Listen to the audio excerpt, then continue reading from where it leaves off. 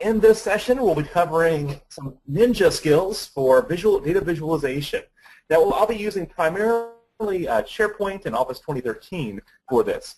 Everything I'll be covering can be downloaded today, and you already own today, most likely, at least, or will be owning here shortly with Office. So let's begin. All right. So my HR department always asks me to go ahead and put the slide in the things I cannot talk about. We had some problems in the past with some of our speakers, so I want to apologize up front. I won't not be mentioning any of fear of bounce houses. I do insist on T-bowing after every successful demo still, so just to let you know that I won't be covering those things. All right. A little about myself. I'm the founder of Pragmatic Works and a SQL Server MVP. My Twitter handle is @BrianKnight, in case you're a Twitter person. And I've authored, actually it's a little bit out of date, about 15 books now, none of which have been published yet, but I keep on trying over and over again, eventually want to work. And I blog on a website called bidn.com. That's the BI Developer Network. Okay, so we have a lot to talk about, and this is one of my favorite topics right now because it's so new, and there's so many really cool things out there. One of the neat things, if you're an SIS person or just a data person in general, there's some new features that are kind of a potpourri of features that help you with data visualization and data cleansing. One of my favorite features is this feature called Flash Fill. And if you've seen this before, it's kind of like black magic voodoo the first time you see it. So here's the scenario. Let me just hop into a demo real quick. What this demo is going to show you is the potpourri of about 3 or 4 really cool things. It's one of our employees in our support team right here that we have. So let's go ahead and jump into this. So what I have in this case is a list of email addresses, and you can see a very obvious pattern right here: first name, dot last name, and company name right after that. So it's a and this is what the sales guy wanted me to import into our CRM system. Would it be Salesforce or Dynamics? Doesn't really matter in this case. But there's a field that's required. First name and last name are required to actually input into Salesforce or Dynamics. So I can't just take these. Now, typically what you would do is, think about how you would solve this problem right now. Your sales guy sends this to you. He says, there's obviously a pattern here. Can you just create a first name and a last name column so I can import this into our sales system? Well, you would probably think about how you would do this. You may have to do import it in SQL Server, do some in-string functions. Maybe what we do is you import it using SIS and do it all in a script transform. Maybe you decide to do an Excel function of some sort. But watch how easy this is now. So over here, I'm going to create a new column called first name. I'll type in Nancy. And then I'll go down and I'll say Andrew. Type in an A. It recognizes the pattern and hit enter. It's that easy. So Flash Fill recognizes the pattern. So if I do pour coffee, for example, I'll put a capital F there as well. I'll hit enter, type in Northwind Traders, bada bing, bada boom. There we go. So essentially, we're able to find a pattern of data and replicate that pattern over and over again inside of this. It even recognizes obscure patterns like dates and currency fields and those kind of things as well. So I could type in like something like, yo Nancy, how's it at 4th Coffee? Am I spelling that right? I am. And when I hit enter, replicate that down, you see it kind of found some interesting, it found a pattern that it really didn't find here, but overall, it did a pretty darn good job. This is called Flash Fill. There's nothing to really do. You could, I'd say enter to make it happen, but you could hit Control Enter, Control E can also, it's a hotkey you can do it as well. But really cool feature inside of Excel 2013. Now, from a data cleansing perspective, it can be used to kind of help you pre-cleanse some data from sales before you use SIS to load it. Now, in this spreadsheet, we're seeing a classic table inside of Excel. Oh, by the way, for this fill feature, you do have to have an Excel table of some sort. So it does require the data to be an Excel table, which can be accessed by format of the table right here. Okay. Now, the other feature is there's a whole slew of things here. So if I were to select these 2 quarters of data, for example, what we're going to see is this quick analysis button that opens up.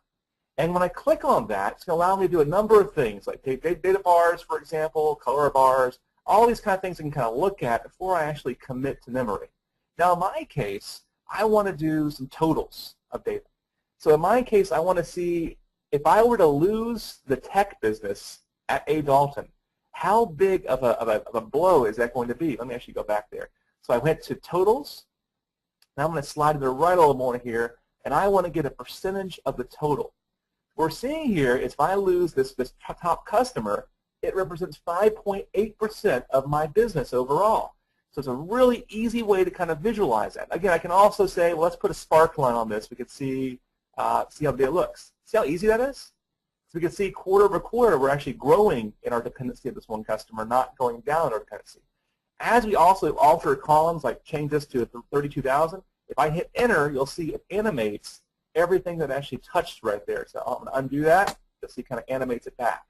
It's a really easy way to kind of see what your data touches actually. Okay.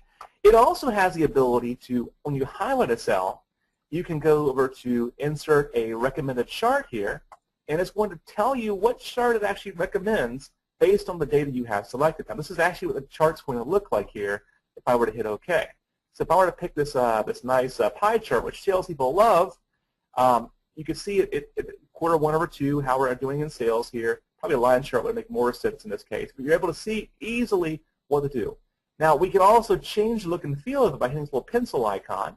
And as you scroll down, ask yourself here, what chart makes the most sense to you?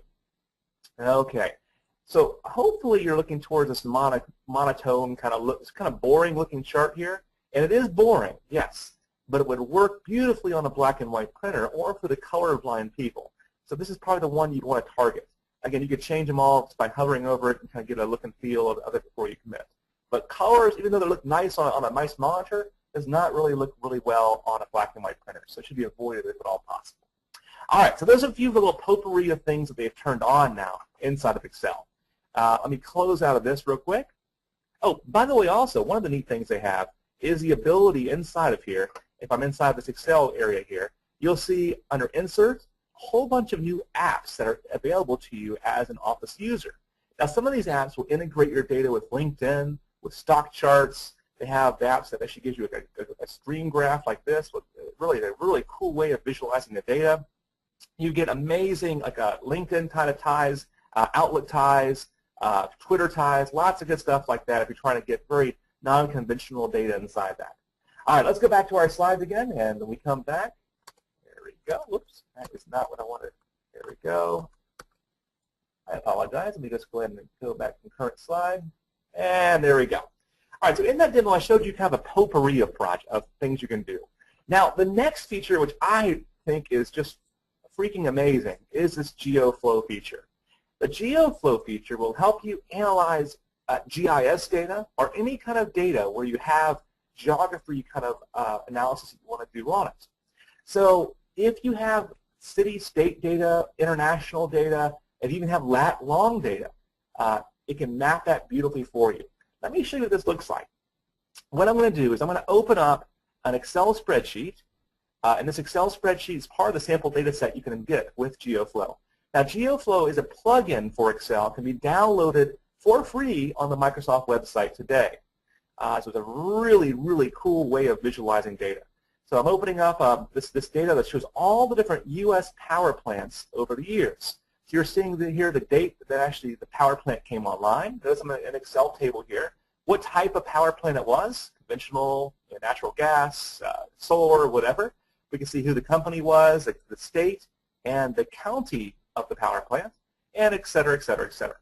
All right, and there's thousands and thousands of rows. Now, my normal demo for this, I have about 600,000 rows, and it's able to visualize that in less than 4 or 5 seconds. It's a really, really scalable solution. And what I'm going to do is I'm going to go to Insert here, and once you install the plugin, you'll see this new plugin available under the map area right here. So I'll select that. I'll say Launch GeoFlow. Okay. It's going to launch the GeoFlow application. There we go. I'm going to hit New Tour. And a tour is essentially a graphic that you want to put inside of this application. So here we go. We're seeing a map of the United States. Now, I have a tablet I'm running this on. So because I have a tablet, I can kind of use my finger to kind of roll the United States here very easily. It does require that you have internet access while you do this because it's using Bing Maps to do this. So I can also zoom in very closely. And as I look at the themes, for example, we see different types of themes we can do on a nation. So, for example, maybe you want to do more of a radar-looking theme here. I can also hit map labels, and it puts map labels on different states, cities, countries. I can zoom in really close here and just look at certain kind of states, right down to the almost street view here, where I'm looking at different cities here. You kind of zoom back out again. You can see how close you can get here. I'm looking at the mountains in this case. It's really not much going on in this area of the country, but you can see I'm basically hovering over at probably a, 20-meter look here, or 200-meter look here, looking at the buildings. So this is perfect for analyzing crime data and all those kind of systems. So what I want to do now is I want to somehow find a way to put some data about how the power companies what parts of the countries are consuming the most power. This does work internationally. I'm only going to do this domestically here, but you'll see that it works beautifully internationally as well. So I'm going to check the state, and notice it actually recognizes that. Here's what it needs. Either a state, a postal code, a lat long, a city and a state, a country, an address, any of those kind of metrics are what it needs to build a map. So I'll say state, and I'm also going to do county. Now, as soon as I do that, I'm going to hit the Map It button. And it has enough information to get down to the county level and actually show me where all the power plants are in the United States and when they were built. So I can now zoom in closer to my home state right here, look at Jacksonville. Looks like we only have one power plant there. And if I hover over it, we can see that I'm looking at Duval County. There we go, and there's where the power plant is in Duval County. Now, I want to map additional things, though. This is nice, but I want to find out what the capacity is of that power plant. So I have this capacity column right here. I will check the capacity column. All right. And I'm going to say, well, let's visualize this a little bit. See how fast it's actually showing this? The capacity there is showing it that it has 4 megawatts of data, looks like. 4,000 megawatts data, excuse me.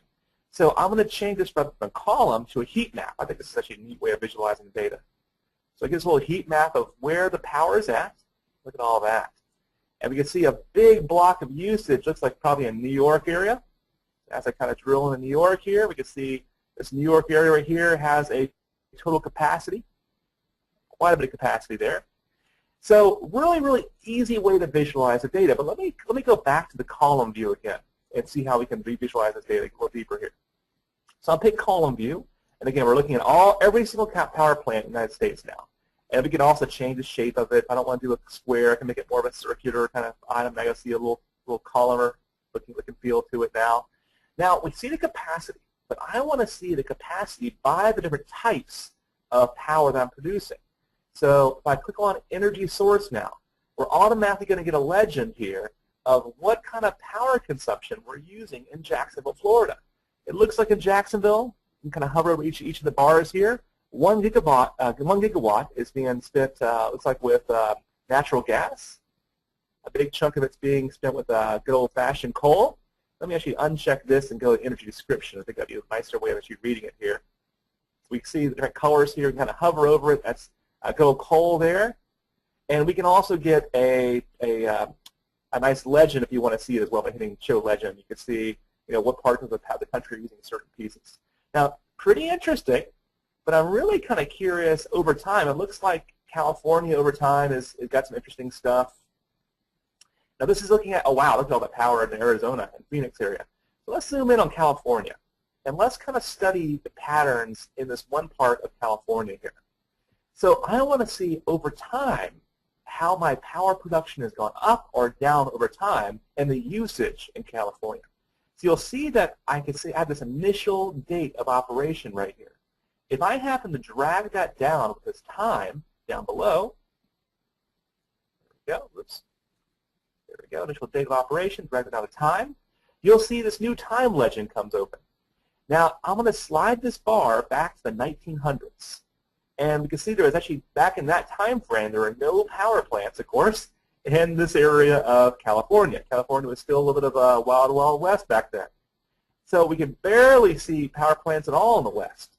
And as we kind of slide to the right, we're seeing almost nothing. We see like one power plant being kind of scattered about. So if I hit this little play button right now, watch what happens.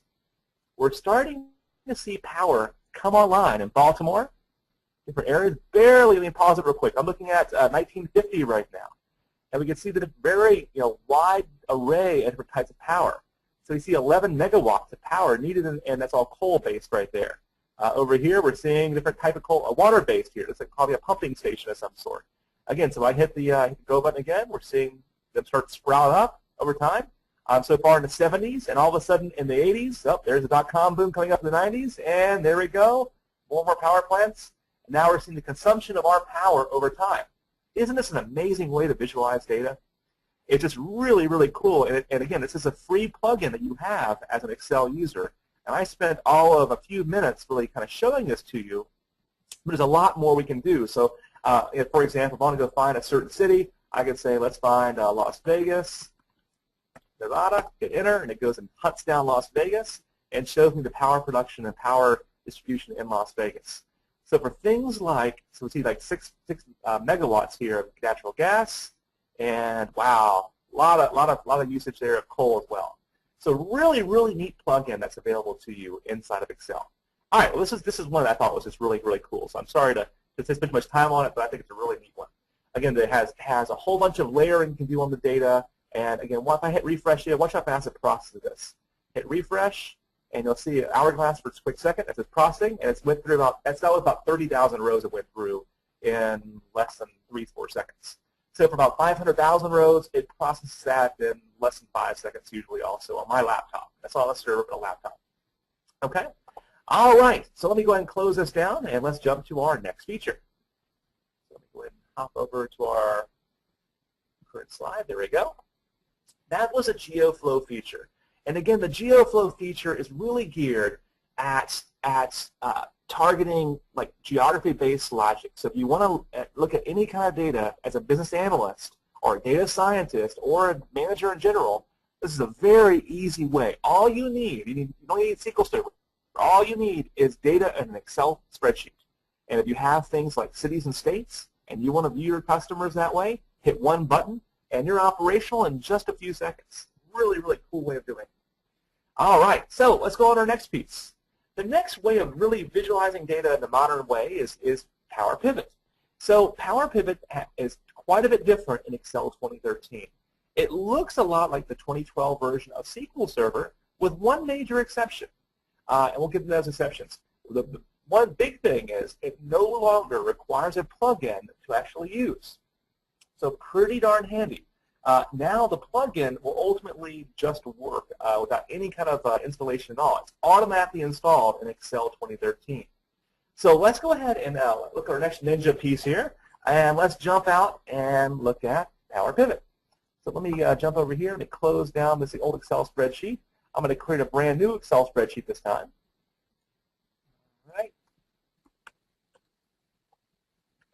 All right, there we go. So in this case, you'll notice it's installed on the plugins. Now, in case you don't see this PowerPivot plugin right here in Excel 2013, it may be disabled because you'll notice the real estate is becoming extremely tight up now in this data bar. So if you don't have Excel 2013 up here, or if you don't have the PowerPivot plugin up here, excuse me, you can go to File, and you go to Options. You'll then see Add-ins. And if you select the COM add-ins, you can hit Go. And now you'll see the Power View and Power Pivot plugins that are available right here in Excel. Also available there as well as the Inquire option and Data Explorer. Turn on Zoom it so you guys can see a little closer there. Oh, Zoom it's not installed. It's on my desktop. Excuse me. I apologize, guys. Give me 1 second here. There is my Zoom it plugin. All right, so if you don't see those, you'll just want to check this option right here, the PowerPivot plugin right here. Now, chances are it's already installed. Every time I've installed Excel, it shows up immediately, but just in case, you might find it there. So the goal of PowerPivot is for users to be able to create really amazing reports without necessarily having to go through IT, without having to have a data warehouse, and without having to have essentially a cube. It is going to create a cube in memory inside of Excel. So without all the techie terms here, it's going to allow you to slice and dice the data without having to do all the techie stuff.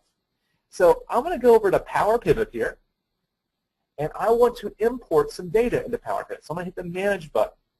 So basically, this Manage button is not bound by the same restrictions of Excel. I don't no longer have a 2 million record limit, for example. I can bring over hundreds of millions of records if I wanted to. And to do that, I'm going to get some external data. Now you'll notice that if I go to other data sources, we've got a whole bunch of data sources here. So you don't have to have SQL Server to mix it all. Of course, Microsoft would love you to have that. But you can also see things, one thing that's new in the 2013 realm is suggest related data. So if you got data inside of address data, for example, you can hit suggest related data, and it may tie you in with things like census data or demographic data from on the web that you might be able to find. So, but in my case, I'm going to pull from the world's most popular database that DBAs hate, and that will be the Microsoft Access database. The reason I'm choosing Access is to show you that there's no requirement for SQL Server here. I'm taking this data just from raw sources. I'm going to pick this Access database here. Now, this Access database holds every election since the 1800s in the United States. So it has some pretty interesting data inside of it. Now, if I'm more a techie user, I can write a query against Access here. If I'm not a techie user, I can select this top option here, hit Next, and now I can select all the different tables inside of this Access database that I want to pull from. I'll just hit Select All real quick, and I'm going to uncheck a few of these real quick also. I don't care about things like events right now, what events are occurring during a time. But I do want to get things like the result data of the elections and the candidates and their political parties and all those kind of things. So when I hit Preview and Filter, you'll also see the ability to sort the data to basically do a query without doing a query.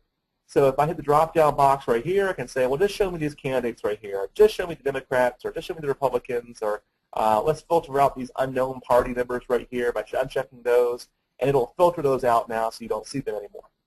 So you can do those kind of things very, very easily. That was probably a write-in candidate, I imagine.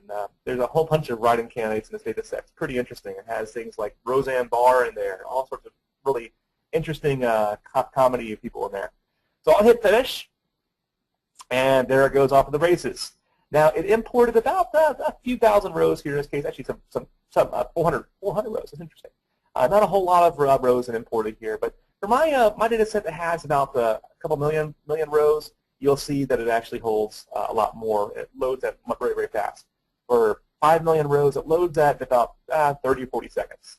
Question here about the data set in general. This is only presidential data. I have some local data as well, but I got this data from the Federal Election Commission, and I had to do some really nasty stuff to get it to where I actually use. With most government data, you'll find that you'll have to do some nasty stuff to make it work.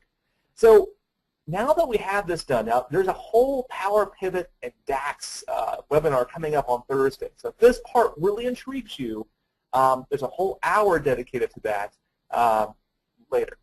All right, so Jack is saying that government data sucks. Jack, it's been logged that you are an anti-government person, and the FBI will be at your house in just a few moments here. So just stay put. Don't worry. Just go ahead when they come in. Don't panic. Okay.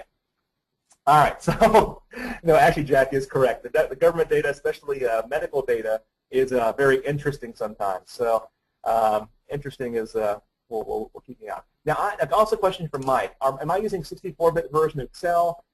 And the memory constraints on PowerPivot. Now, what makes PowerPivot so fast, as Mike is pointing out, is it does bring all this data into the memory structure of your desktop machine. Now, I'm using a 64-bit version of Excel, and it does run much faster because of that. But if you're doing the 32-bit version of Excel, it will work, but you're going to have a limit on memory before it starts to have the page, and it gets a little gnarly after about 3 gig data sets. So just be careful when you get past that data set with that. Question here about the Office 365. These features are available in Office 365 from Jack as well. These are great. They actually include that with the, I forget what edition there it is, but it does allow you to do it. Yes. Okay. Question here from Kevin as well. Does the user have to be logged in as an administrator to using these features? No, you should not have to be logged as an administrator to actually use the features. It's just you may have to be logged in as an administrator to actually install the plugins or install the features, but beyond that, you should be in good shape. All right. So let's get going here. So, and Andy, Andy said, watch out for Agent Mulder when he comes over. All right, so I have this data set now in place. Let me go to my desktop real quick, and I've got a few more things on my desktop that I want to retrieve, and that is a quick notes here that I'm going to pull. Now you'll notice I've got a little formula here. Now, this is DAX, the Data Expression Language, and you don't. I mean, really, I'm done at this point. I could hit the report. I could run the report right now and start running data reports right now. So most business users can do this. Now, Ed's asking how much memory I have on my desktop. In this case, this is a virtual machine, as you can see up top here, and I've dedicated about a 4 gigs to this virtual machine. So it's not a whole lot, but I dedicated about 2 procs to it as well. So it's a small data set, but the more CPU, the better, of course. Okay, so the next thing is if I go over here and I say I'm going to paste in this formula that I just got. We'll kind of cover it real quick.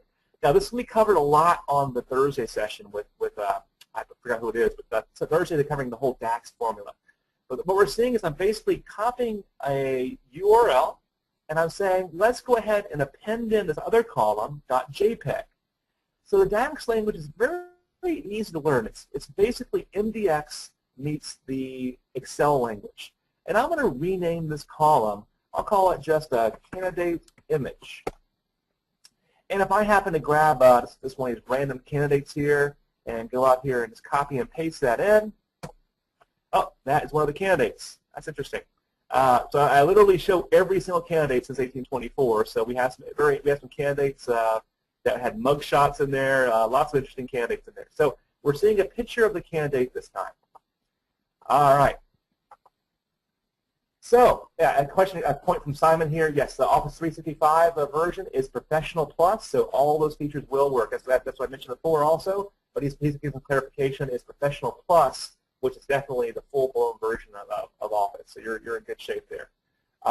Okay, so now that we have this, we want to go ahead and do a few more things. So we'll see I have a picture of the candidate, which I'm going to use in a moment, and under election results data, we want to do some additional things. Oh, I've got an interesting data set here, which is not what I was expecting to see here. Let me bring over one more piece of data. I'm actually expecting to see a list of states here. Instead, I've got a list of states by this. So let me browse out that same data set one more time, and I want to get that other data set instead. All right. I think it was the election result. Let's see that. That's it. That looks like it. All right, cool. I've got the wrong data set over. Let me bring this guy over instead. Okay.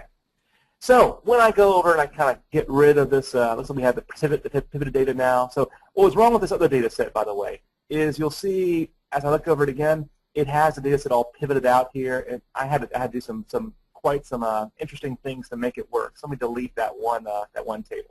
Now, we'll notice also I have things like I can view a schema of this to make sure all the relationships look good. And as you can see, if I brought them over all at the same time, it would look good. So what I'm going to do real quickly, I'm just going to open up an existing data set that has all this stuff all done. There we go. Okay, let me just bring that over really quick again here. I brought the wrong table over, and that's what's messing me up now. Okay, well, whatever. All right, let me just kind of draw these. So in my case, I've messed up my relationships. I brought the wrong table over at the wrong time. So if I look over here, I'll eventually find my election results here, and I can drag over a year to a year here, and a state to a state, and so on and so on and so on. Now you would normally not have to do this. I can refine all these things, but I just messed up the way I loaded it, unfortunately. So it's an interesting way of showing you a great feature here, I guess, that I can kind of draw these relationships and tell you how they all map here in this case.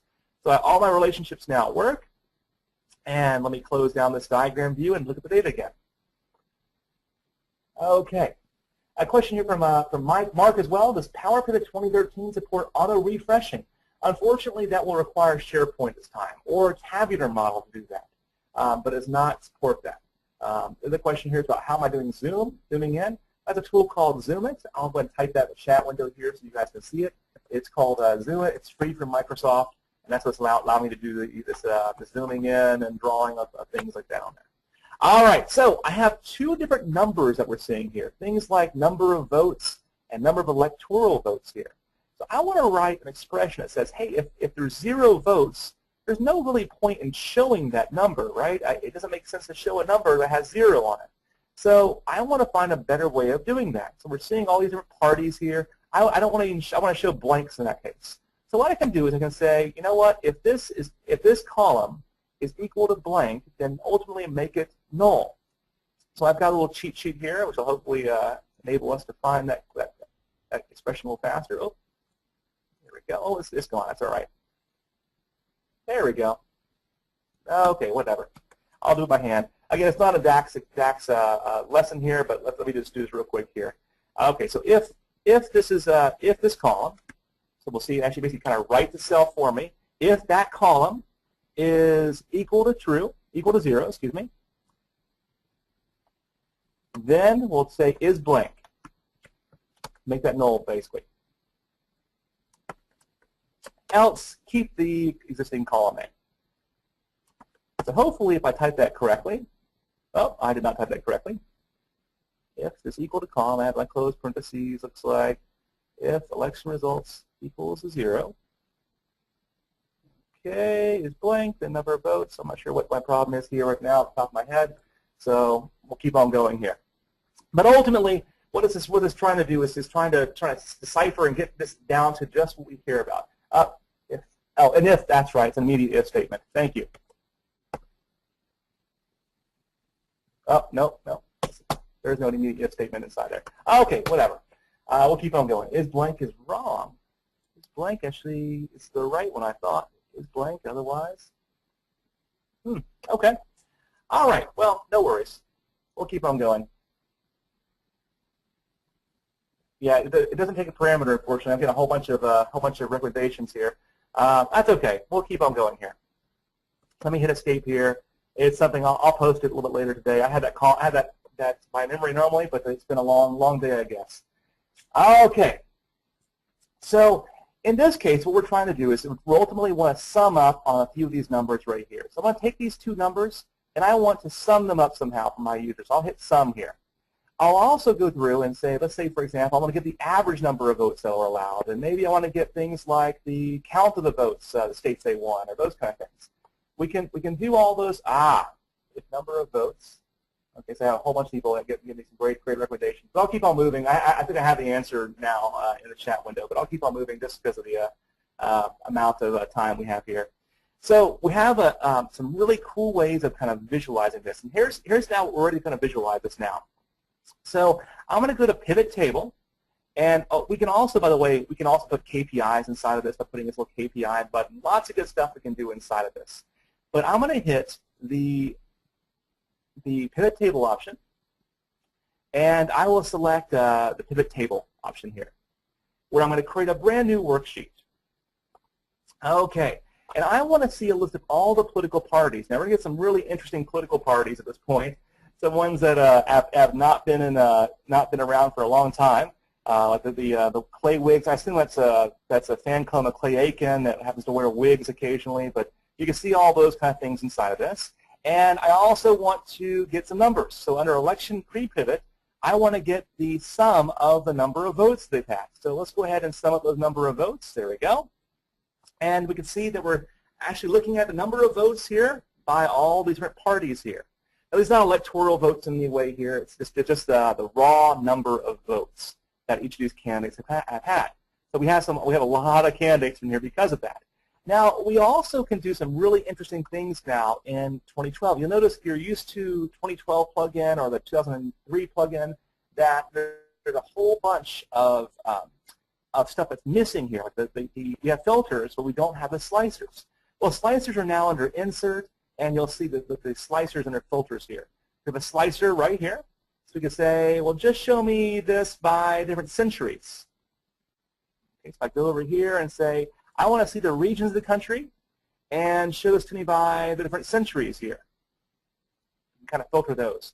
When I hit OK, it's going to kind of build in all this mess here and show me a slicer here, so I can kind of slice the Midwest and the East Coast and all those kind of things. So if I take the East Coast here, and only this century, it's going to kind of bring those parties down. Look at these parties, the Objectivist Party, and we have the LA Taxpayer Party, which has quite a few of them.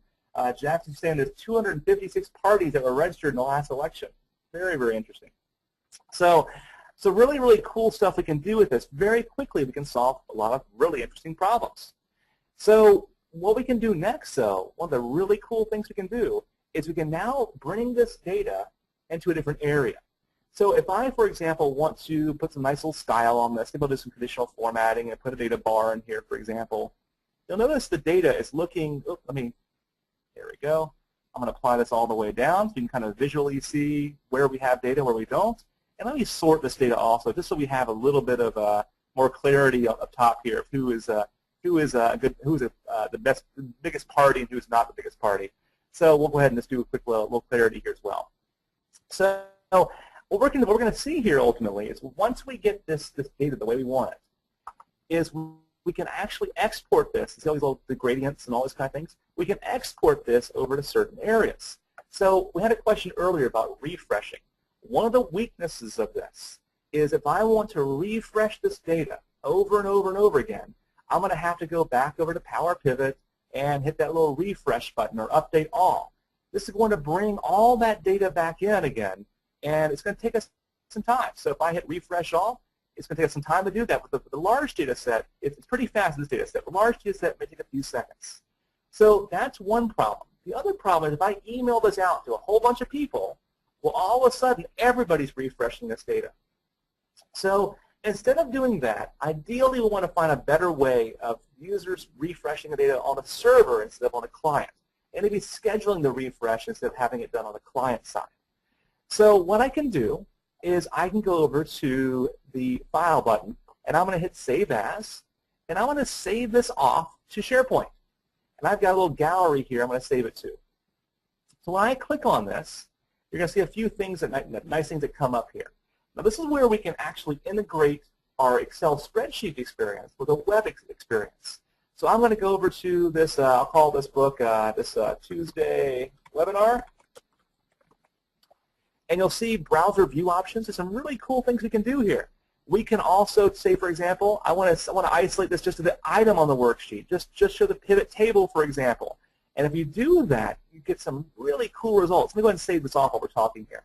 If I were to save only this area, for example, it would show almost like a web page for each chart and each function on this web page. So really, really nice thing to do. Now, I happen to be going to Linda's question over to the SharePoint 2013. But the same thing, I could have sent this over to SharePoint 2010 as well. So in 2013, though, let's kind of take a look at how it looks now. It looks completely different. Oops, wrong browser. I'm in a virtual here. Let me go over this real quick. And what I'm going to do is I'm going to hit this PowerPivot gallery. Okay. So question here, can I push some other places than SharePoint? We can push it to things like a repository somewhere, a network share, those kind of things. But right now, SharePoint's probably the best location for it. The other thing to note is you'll notice that the hourglass is on. And this is basically meaning that when I refresh here, probably right about now, we'll see an image of that report that I'm looking at here. So eventually we'll see an image. You can see of one right here, actually. Now, check this out. If I were to go to the Tuesday webinar one here, oh, I'm having trouble getting my server here for some reason. Okay, I'm not sure why it's having trouble with that. Probably that 4 gigs of RAM I gave it. There it goes. Now it's in. It's still loading, looks like. I'm not sure why it's breaking right now. Let's try this one. It's like my server in general is having issues right now. I need a good old-fashioned reboot. I tested this all beforehand. It was working beautifully. Okay, well, anyways, we would have access to the SharePoint site right inside of this, and we can actually see the visualization right here. Now, one thing you'll notice here, if I were to kind of zoom in a little closer here, one thing different about SharePoint 2013 versus 2010 is it looks just like Excel, which 2010 looks like Excel as well. But now you also have the filter tab on the right as well. So all the filtering that you did inside Excel works over inside of SharePoint, inside of webpage. They're also making an iPhone version and an Android version, of course a Windows Phone version of this as well, where you'll be able to tie into your SharePoint site and actually view this data in very nice visual ways that way as well. So the question here I always get is, will this work in Office 365 version of SharePoint? They are working towards that, but right now it is not. Their goal is to get feature parity. So if you have Office 365, to where it looks just like the SharePoint Enterprise Edition I'm showing right now. So why it's not behaving, I'm not sure why it's not. It just worked about 30, 40 minutes ago, but I think it has to do with networking right now. So it can't contact the server, looks like. Okay, that's okay. We got plenty to cover here. It's not a SharePoint session. So this is the cool thing about this, though, is let me just go back here real quick. It's the exact same spreadsheet you had before. The question I always get asked, and I got asked from Katie here, is how do we handle security here? Well, now SharePoint will need access to our underlying data source to do data refreshes, which data refreshes are right here, manage data refresh. And from that data refresh, we'll be able to now control how is it refreshing. So we'll be able to say it refreshes every day at your off-business peak hours at this time, and it will refresh this Access spreadsheet. Here's how it gets to that. It's not going to use the default location. It's going to point to my production server instead. Email my business user after it's done refreshing. Very, very explicit stuff you can do there. Now, the cool thing about SharePoint is we have access to secure that report in a number of ways. We can, of course, secure the underlying data source. We can secure the top line report right here to make sure nobody can see this other than who I say can see it. We can also monitor who's consuming this report as well inside of SharePoint and monitor the consumption. As this report gets so popular, we may decide to move it over to either a tabular model or a proper cube or a data warehouse. We also can turn on workflow inside of this. If I try to check this spreadsheet in, because I'm in SharePoint and we have workflow turned on, well, we can say, well, you can't publish this report because it has financial numbers on it until the set of auditors looks at it, for example. So, Katie, hope it answers your question. There's a number of ways we can do this that we can ultimately make happen. Now, the number one, you'll notice also there's a button here that says Power View button. Now, you guys, we have a whole bunch of Power View sessions on our website today, but the biggest complaint that people get about Power View is, hey, I've got to use a stinking SharePoint site. And that's awesome that SharePoint does it. It's very, very good stuff that SharePoint can do it. But a lot of people have issues. They don't want to have SharePoint in their environment, perhaps. So there is now a plugin inside of Excel for that SharePoint plugin as well. So there's now a plugin inside of Excel and other parts of Office for Power View. Excuse me. So let me open up this PowerPivot spreadsheet here real quick. And this one has the data already kind of pre-filtered. All right, and to the question earlier, let me just go back over here real quick, go back to my PowerPivot spreadsheet. This is the exact same spreadsheet I did before. The only difference this time under election results is I've hidden some columns, so I've hidden some stuff that I can't use. You'll also notice this time that I've got a number of electoral votes available here and number of votes here. So we have a number of ways that did I put a slicer in there? I didn't actually put that data. That's okay. We'll just use our old data then instead. Okay, so let me find, for some reason I've got, there, that is it right there. Can I open it up? Will it behave? All right, it's not going to behave today. That's okay. So let's actually open up from the spreadsheet that we've done together here. What I want to do is I'm going to say I want to create a new type of model. So I'm going to hit this Power View button. And that's our last demo for today. So the Power View area is an amazing, really, really cool feature inside of SharePoint today for 2012, for 2012 users and for SharePoint 2010. Well, they've enhanced it now for Excel 2013. For Excel 2013, the biggest complaint we had is that I had to have SharePoint. Well, now you no longer have to have SharePoint. You only need SharePoint if you want to publish to the web now. So now, inside of Excel, I can do Power View reports. Now, the learning curve on this is very, very shallow. Pretty much anybody can do this very, very quickly. And that's what I'm going to show you now. I'm going to ultimately open up Power View again for our last Ninja report for the day. I'm going to open up Power View, and I'm going to do this by going over the Power View button right here. This is built into Excel, nothing to install in 2013. Okay, I'll hit this Power View button. It's going to read my data set that I happen to have inside of Excel. Now, it doesn't have to be in a SQL Server data set. It doesn't have to be in a PowerPivot even. All it needs is an Excel table, and you're rocking and rolling. So when I go over to here, I want to see a list of all the political parties. All right, here we go. There's our political parties again. All right. Question from Kevin here. It's basically, if I were to produce a report inside of here, can I export this to SharePoint and people in SharePoint see it the same way? Yes, you can absolutely do that. So you'll be able to see that vice versa. Okay. So we're seeing a list of political parties, but I also want to filter this. I only care about stuff maybe that happened in the past 2 centuries. So over in year here, I'm going to drag the century over here. And when I drag that over, you'll notice I can see a list of about 3 centuries here. I'll grab the 19th and 20th century, and I'm going to undo the filters here. So every single report that we're doing now will have the construct of the last 2 centuries of data. So now, if I go over to election results, I want to see which candidates actually have had the most number of votes available to them. There we go. Now let's sort this. All right, look how fast we can sort this data. Let's over here. Let me kind of get this a little bit bigger here. Size it. Now we can sort very, very easily. We can filter very easily. Lots of good stuff we can do inside it. So we're going to do that in a second here. But if I hit this little button right here, the sum of sales, we can see the Republicans, the Democrats are neck and neck, followed by the Independent Party and some progressive parties as well, and the American Independence Party. So we're seeing neck and neck kind of running.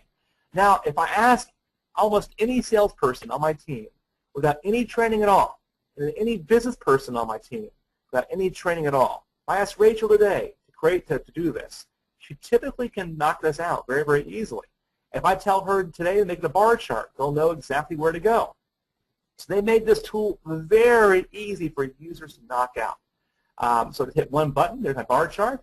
I'll call this election dashboard, election report, whatever. So you can see with just a few seconds how we can turn this into a pretty nice looking report. I can, of course, zoom in closer, hit the little button right there, zoom in, zoom back out again. It's for the past 2 centuries. I can apply, now in Excel 2013, also apply themings. If I don't like that blue color, if I want to see more of a drab color, because it's government data after all, we can put different themes on things. It affects every different report on my system. So now that I have that, I can also add in some additional data. Maybe I want to look at some additional data like how about by region. So let's go over to the regions here. Okay, so look at my region here.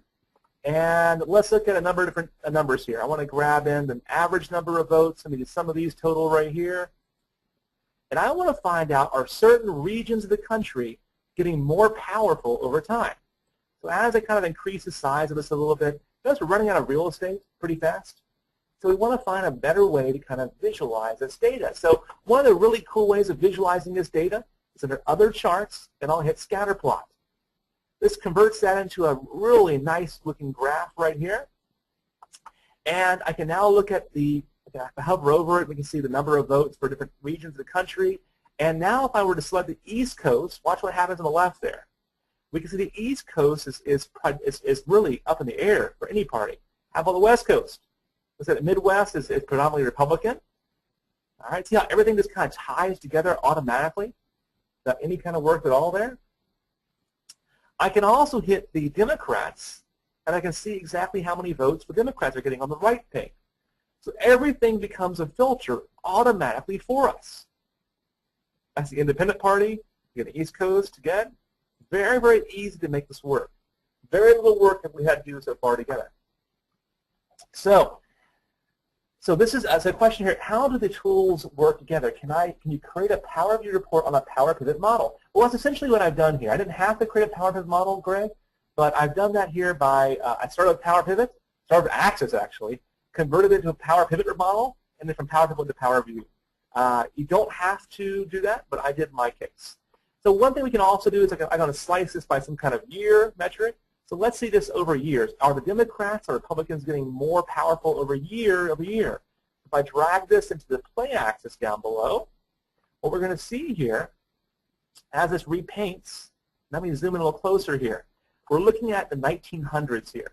And we're seeing back in the 1900s, the West Coast was not really a player in the U.S. politics per se. And when I hit play, we're seeing year over year the West Coast getting more and more power over our elections. Of course, the East Coast and Midwest is as well.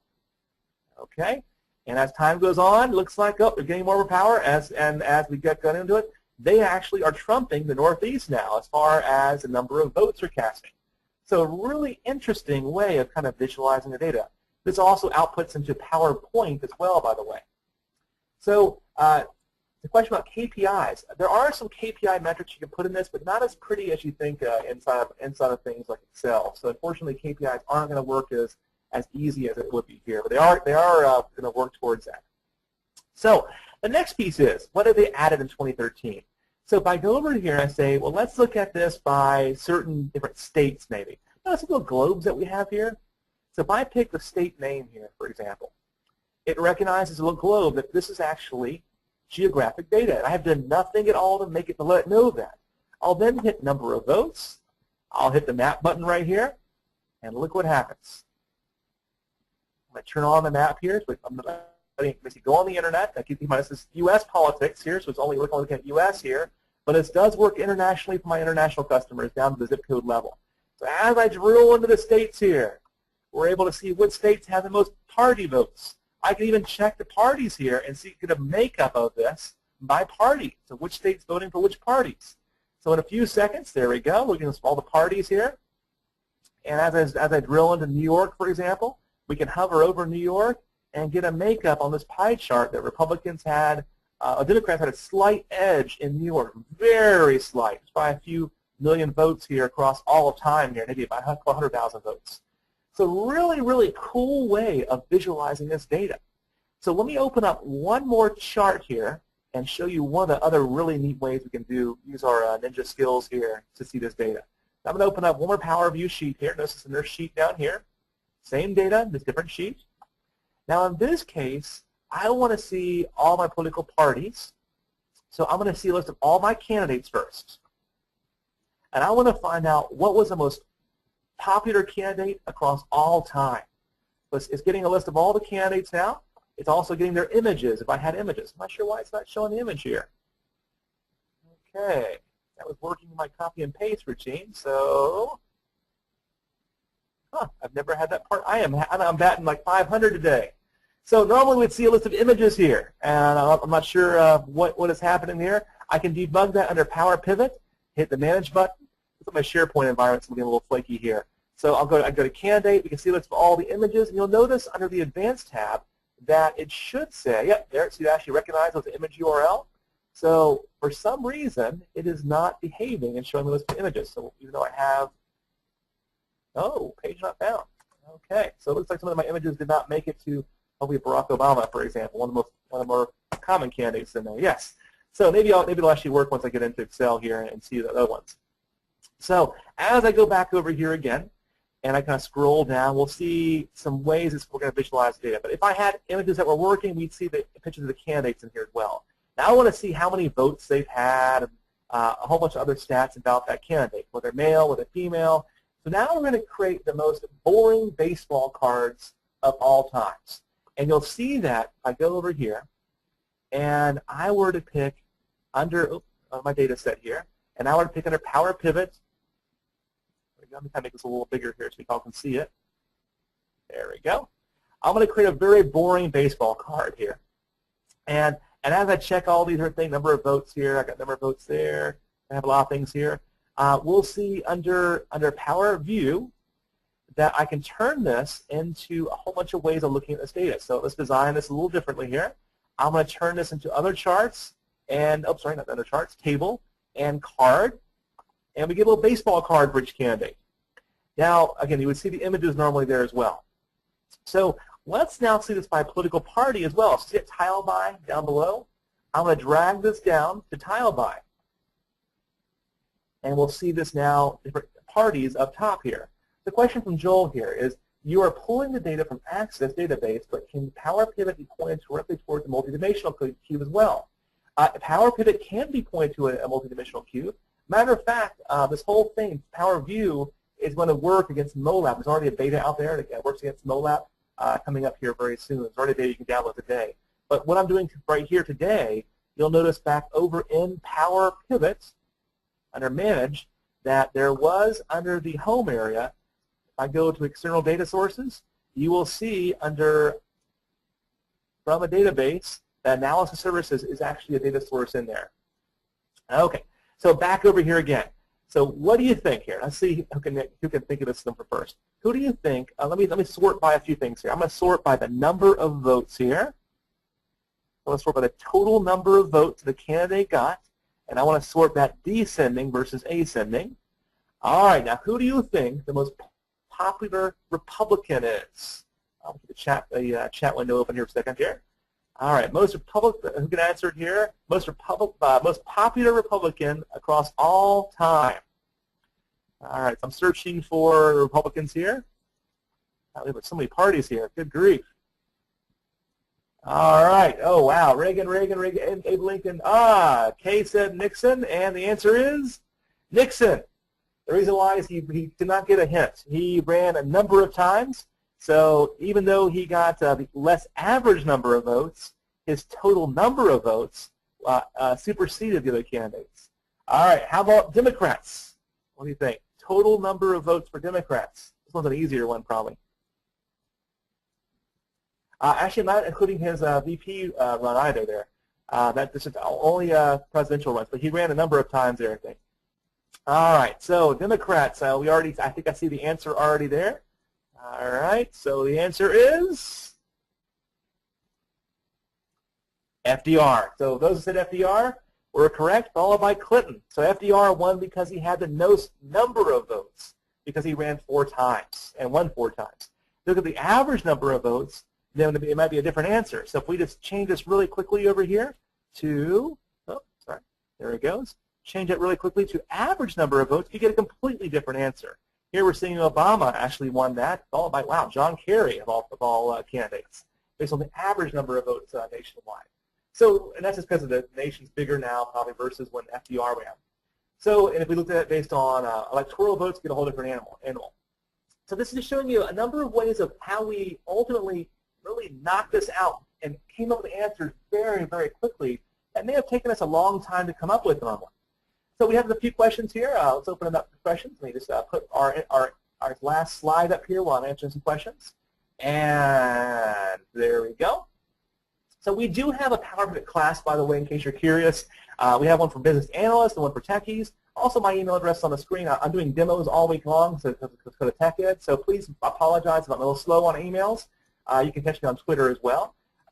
So question here from Joel. When I insert a Power View visual, I can't get the contextual design tab to show up. What might have happened? I don't really know what would have happened there.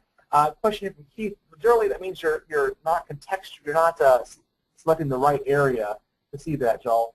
But I could be wrong there. Send me an email and send me some screenshots, and I'd like to help you debug that. Question here from Keith.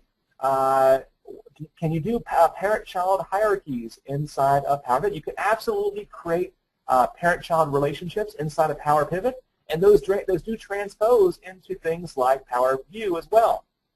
Okay. Oh, by the way, there's one more graphical solution really quickly here. It's a free one. I'm going to bring it over real quick, and let me just quickly find that for you guys. It's called Pivot Viewer. And as I open up this real quick, we'll see.